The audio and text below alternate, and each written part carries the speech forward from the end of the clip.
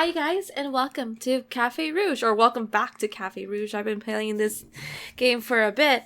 I don't think I made myself clear. You guys can get this game on Steam.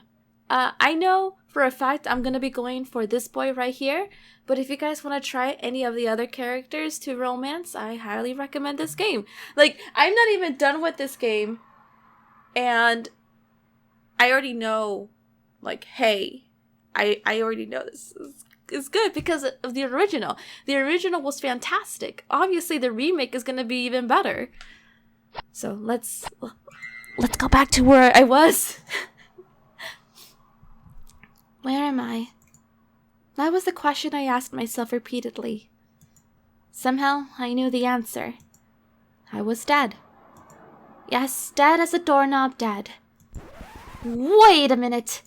What the heck am I talking about? I'm not dead. I'm not dead at all. I'm a fresh, young, sweet 16 high school junior. I can't be dead. This is getting weird. Oh gosh, this is like one of those movies where you see a light and you hear a voice from far away. Don't go towards the light. Why is this happening to me? Are you even listening? Yes, what is it? Here, this is for you. A hand reached out to me, handing me a golden pendant. This is for me. Yes, silly. I looked down and took the golden pendant. It was a thin plate of gold shaped like a harp. Inscribed in small letters was the initials EB, were carved in behind. Are these my... Yes, your initials. Of course, this was a memory. Or a flashback to my life before I die, I don't know. My best friend in the whole wide world gave it this to me. My precious harp necklace that I always wore. He gave this to me as a present. He did. No. Who is he? Why can't I see his face? Dear? The bright light faded away and the still walls of the nurse's office greeted me. Goodness, you're finally awake. The woman was next to me, holding my palm and checking for my pulse. Reaching out my arms, I lifted myself up to the bed. How long was I out? For a while, the usual. Staring off at the ceiling, I searched for the clock. Dang, school's not even halfway over. I think I'll be fine the rest of the day. Are you sure, honey? With a nod of my head, I got out of bed. With a nod of my head, I got out of bed. That rhymes considerably well. The next class should be starting soon and I need to head to my locker. Hey, Val! No surprise, Valen was there at my locker again. What took you so long? We chattered as I opened my locker, getting my books and binders for my next class. Then it suddenly occurred to me. While I was hospitalized, Valen gave me this necklace, my harp pendant. It was a gift from him for finally being discharged from the hospital. Yet, why couldn't I see his face in those dreams? My hands immediately reached to my collarbone, clutching my precious treasure. Mr. Michaels! Walking towards us is Mr. Davidson. In his hands were a couple of sheets of paper. Hi, Mr. Davidson. Is there a problem? Yes, Tino, I want to speak to you about your test results. Valen's face immediately flushed red. Oh, no, Mr. Davidson doesn't know. Mr. Davidson, he doesn't really like to be called Tino. Oh? Then would you rather be called Valentino? Alan's face turned bright red. Tears leaked out of his eye sockets. He began shaking. I immediately stepped in between. Mr. Davidson, he'd really prefer not to be called by his full name. Valen's what he usually goes by. Without any warning, Valen dashed and ran to the other direction. Wait! He turned around the corner. You're still so cute. I just want to stop right here and appreciate how cute he is. He is very cute. The poor guy. Oh, I guess an apology won't do now. I gave out a sigh. This always happens. Poor Valen. Anyways, Miss Black, you forgot to take your form for the Georgia field trip. Field trip? Yeah, the history department is planning their annual trip for the juniors. Didn't you know? That's right, the annual history trip to Georgia. It's the week-long trip juniors take all the way down to the south to visit old mansions and cotton plantations and other old Georgia monuments through the Civil War. I can't fucking talk. Here's the form. We just need a check and a signature from your parents. I took the sheet of paper in my hands. Honestly, I wasn't sure if I should go. Okay, thanks for getting me the form, Mr. Davidson. Well, maybe a break from the cafe would do me some good. Working too much might be unhealthy, especially since my coworkers are vampires. Alright, but the deadline's soon. Make sure you get the check and form to me by Friday. Turning around, Mr. Davidson began walking the other direction and left. Time to go to work. It was another usual day. Everybody was cleaning and setting things up while I closed the door behind me. With nothing to do, I headed inside the kitchen. Bonjour, mademoiselle. Ready for today's menu? We got a lot to prepare today. I'm always in the kitchen. Maybe a change of scenery would do me good. Why would you do this to me? I want to help Aldo. He's my favorite. Another day in the kitchen won't do me too bad. Besides, Aldo's pretty bearable. Alright, Aldo. What do you want me to do today? You're not going to do anything in the kitchen today. I whipped my head around. A figure emerged from the shadows of the dark stairway, and to my letdown, it was Damien. Damien, I was about to start preparing of appetizers. Oh, I know. Go ahead. He grabbed my arm and yanked me roughly. We can't have the new girl wasting her time in the kitchen. She needs to learn with the others. But Damien, she's best here. What are you saying? You don't want to work here? Does he not know about my condition? Aldo's mouth gaped open, raising his hand in midair. Oh, he's also blushing. Oh, Aldo, I want to romance you too. It looked like he wanted to say something more. But alas, he backed down, walking the other direction. Damien yanked my arm. You're coming with me. He jerked me along as we arrived at the main dining hall. My arm was beginning to hurt, but I didn't dare say anything. What was he going to do? I need to tell him about my medical condition. When I finally thought he'd let me go, Damien suddenly yanked me down, throwing me to the ground. Get up. Afraid to anger him, I scrambled up quickly. Now pour this. He almost slammed a bottle of red wine down on the table. No, not red wine. It was... I don't think I can do... You don't want to do your job? With no other choice, I reached towards the bottle of blood. My hands shook at the sight of the putrid red liquid. Now, pour it in these. He gestured toward a line of wine glasses. Gulping, I looked away as I popped a corkscrew. The familiar stench of rust and salt reached my nostrils, and almost immediately my stomach churned and I grew queasy. Taking a step back, my knees felt wobbly. What are you waiting for? Pour! Shaking, I felt my hands give in as I almost dropped the bottle of blood.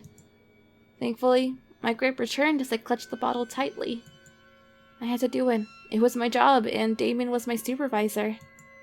Carefully, I approached the table. Well, what are you waiting for? Pour already! I took a deep breath and tilted the bottle downwards. I began pouring the blood-red liquid into the wine glass. The splashes of red looked so disgustingly putrid, I wanted to puke. Closing my eyes, I refused to look, turning my face away. Oi, oi, oi, stop, that's too much! The glass overfilled and spilled. Opening my eyes, I quickly pulled back my hand. My fingers were covered in blood. The bottle fell to the ground and shattered. A pool of blood flooded across the floor. Now look what you've done. You couldn't even pour one glass. That wasn't the problem now. I could feel my body give in to the sight of red. Leaning myself on the table, I couldn't stand it any longer. Falling to the ground with a thud, my vision began to blur. I couldn't take the sight of the pool of blood any longer. I was going to faint. Get up! What do you think you're doing? Clean this mess up and start over. You wasted one of our best bottles, you little... A hand swung across Damien's face, hard and sharp. The sound of the slap echoed throughout the dining hall as everybody stopped and turned our way. So no one's gonna help me! Throughout this whole thing, I was by myself and everyone was there. Okay, I see how it is. Looking up, I really knew who it was. What is this, Damien? The expression of Damien's face was confounding, like he was stabbed rather than slapped. His mouth gaped open and he turned to Antoine, outraged. What else do you think? Are you blind? No one deserves to be treated that way. I'm trying to properly train her to the standard you said this cafe should be held up to. What are you doing, hiring some girl so easily just because of some stupid whim? That's enough. No one dared to move. All was quiet and Damien and Antoine gave their silent exchange, their eyes not blinking. The air felt stiff between them, their eyes piercing each other with icy glares. Finally, Damien looked away, his eyes fixed upon me one last time, and with clenched teeth he walked away. Someone help, please help, Miss Black. Aroa, Diane, clean up this mess. Antoine bent down to one knee, reaching over to my face. He lifted my chin. Softly his fingers wiped away the dust and debris of glass from my cheeks before he stood up again. I'll be in my office. With brisk footsteps he walked off. The moment I was alone, everyone crowded around me. Darling, are you all right? Let's get you a cup of water.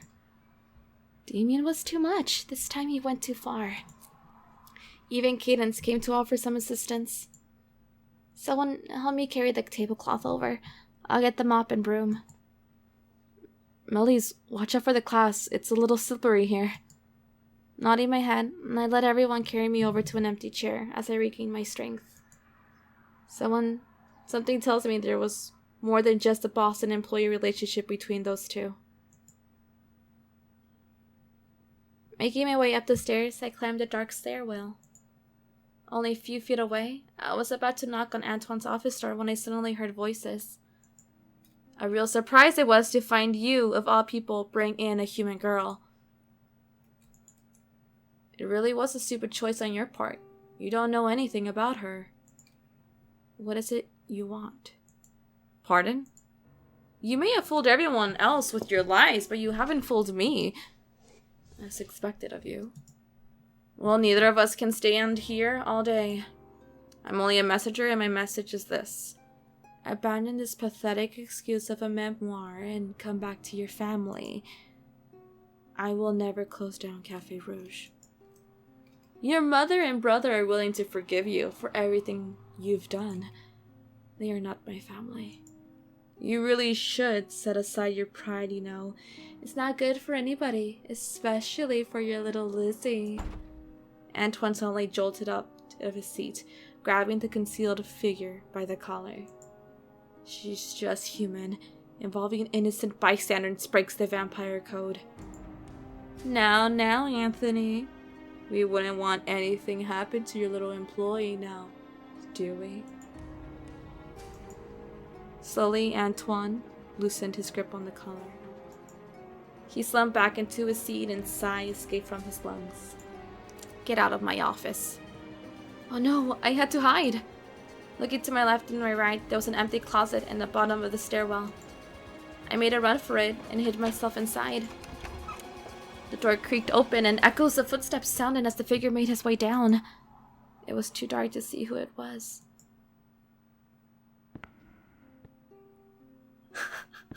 I know what happens here. I'm just so happy. If I time this correctly, I might get a screenshot. I might be able to get a screenshot for the thumbnail. Boom! I caught it! There you go. There you go. I got it. You guys might have seen my screen, but...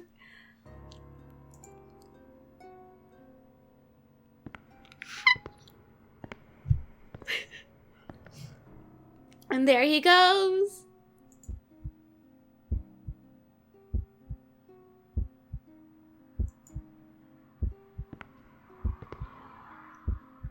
Oh no.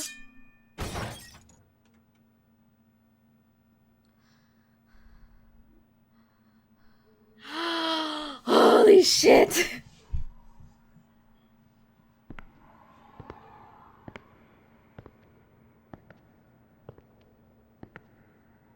Yo, he straight up threatened us right there. He knew. Who was that?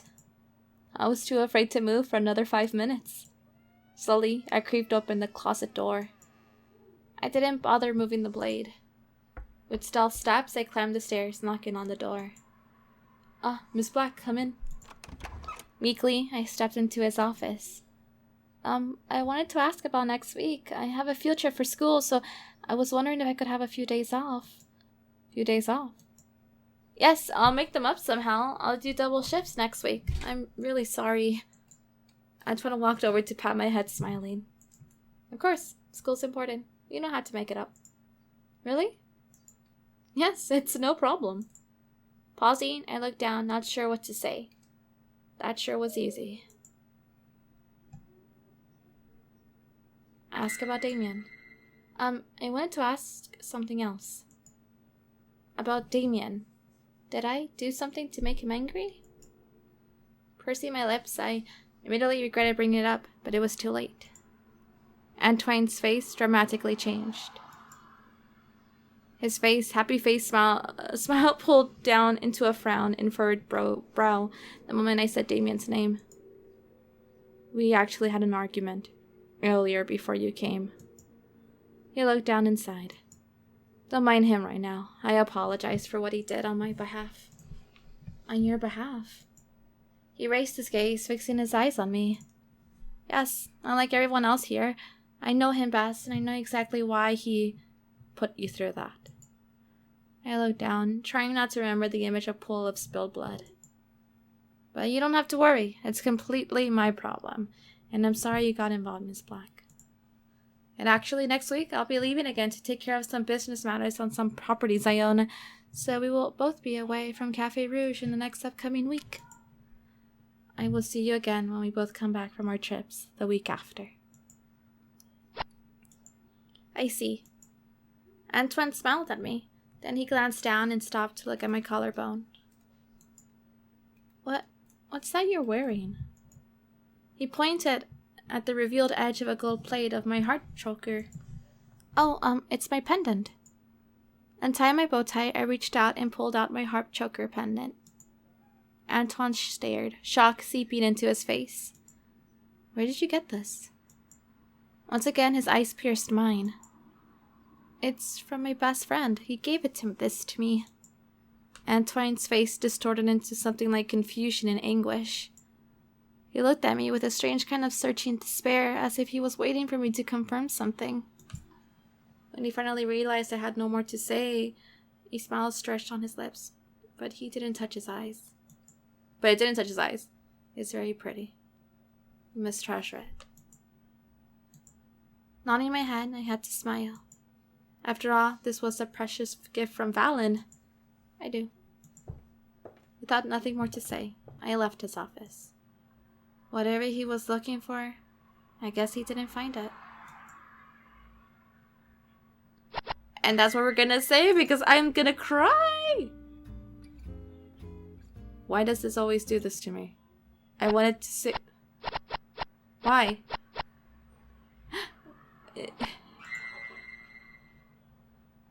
Is that the same? I don't know what to do. I just want to say... Okay, you guys, I'll see you guys in my next video in my next live stream. Until next time. Bye, Johnny. I just wanted to work.